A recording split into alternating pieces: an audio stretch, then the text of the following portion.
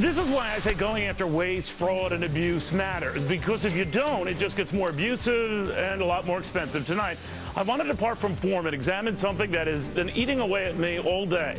It concerns a huge con job in New York. But I am telling you, this is bigger than just New York, much bigger, because it ain't staying in New York, and it shouldn't be staying in New York. It should wake up taxpayers everywhere, whether they live in New York or not. Welcome, everybody. I'm Neil Cavuto, and there's got to be a very special place in hell for these guys. Some of New York City's finest destroying it for, well, New York City's finest. Retired cops and firemen accused of a con job so big, so huge, so crass, and so vile that it makes you wonder how any of them got to wear a uniform at all. Some 80 New York Police Department and Fire Department retirees collecting millions of dollars in disability benefits by reportedly faking things like mental illness. But it gets worse. Some of these creeps even pretended that they suffered from trauma working at Ground Zero after 9/11, and they never did. They're among some 106 scammers in all, just arrested in a $400 million Social Security sting that just stinks, and one the New York Post aptly called a ripoff for the history books. But don't focus on their loot. Focus on their lies and how the supposedly bravest among us happily screwed us and their fine colleagues who rightly are held in high regard by us. Like this finger-flipping ex-cop, Glenn Lieberman, featured on the cover of today's New York Post, who reportedly claimed that he suffered from depression and panic attacks, but apparently not enough to keep him off jet skis. Or 49-year-old former cop Richard Constantino, who claimed he was so distraught that he couldn't leave the house, but apparently he could fish off the coast of Costa Rica. Or 60-year-old former policeman Luis Herdado, who similarly took advantage of a disability program, even though he was well enough to reportedly teach karate at a martial arts school. Dozens of cases like these, many more sickening cases like these, dozens of con artists like these, and I still can't get out of my head that half of them shamelessly exploited 9/11 and some sort of traumatic stress they just made up. They were all in the same bogus claims, pocketing up to an extra $50,000 a year in additional benefits that we ended up paying for. And by the way, these guys could be just the tip of the double-dipping dunces. Investigators say that up to 1,000 people were involved in this scam, adding up to that $400 million. Again, think of that, $400 million. That is just one city. That is just one investigation. That is just one scam.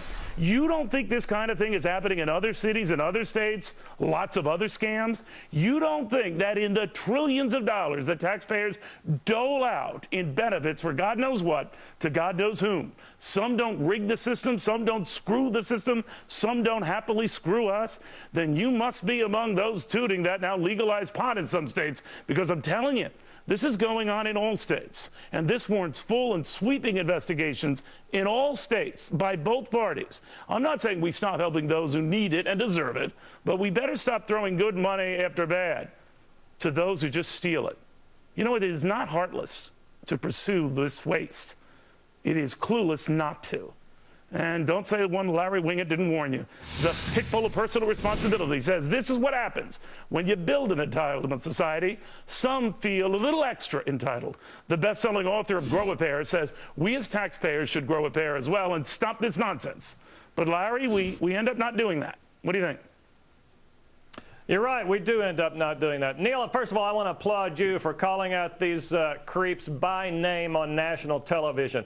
This is a disgusting story, and it gives a lot of good cops. I have a son who's a cop. It gives a lot of good cops a bad name, and I hate that most of all, probably. Yeah, they drag them all down. They drag the vast majority of good, especially those who toiled at Ground Zero. It does such a huge disservice to them. And that's maybe what makes me the maddest about this whole thing. You know, there's a business maxim that says you have to inspect what you expect. We certainly, as taxpayers, should demand that everybody who works for us be inspected periodically. The problem is we don't expect good behavior from people anymore. Thus, we don't get good behavior from people anymore. We live in a society where it's screw the system before the system screws us. We live in a society where it's okay to take advantage of everybody else and not think a thing about us. But you know, the stories like this, these are big stories, and they will eventually be found out. It's not the big stuff that bothers us that's really the problem. It's the little stuff that has stopped bothering us that is going to destroy our country. I bet we had 1 million people today, Neil, call in sick for work when they really just wanted a day off.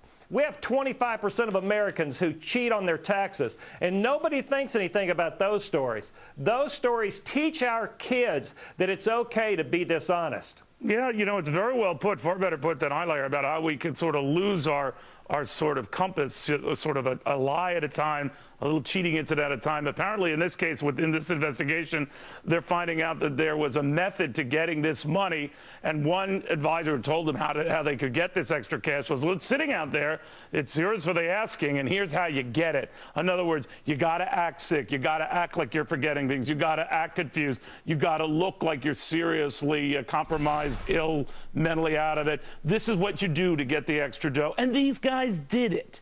These guys did it. It's enough to make you vomit. Yeah, and they've lost their moral compass. I do think that it's just one of the big things that we see in our entire country, where we are losing our moral compass. You know, we founded our country in our basic integrity, honesty, a strong work ethic, doing the right thing. We don't value those things anymore, and when we don't get those things, we don't punish them severely enough or publicly enough. These guys should be punished severely and publicly, so we don't set them up as any kind of an example. But this problem, overall, long-term, is not going to be solved legally. It's not going to be solved by government. It's going to be solved by individuals in their homes teaching their kids what their values should be. Well put, Larry. Well put. Larry Winget.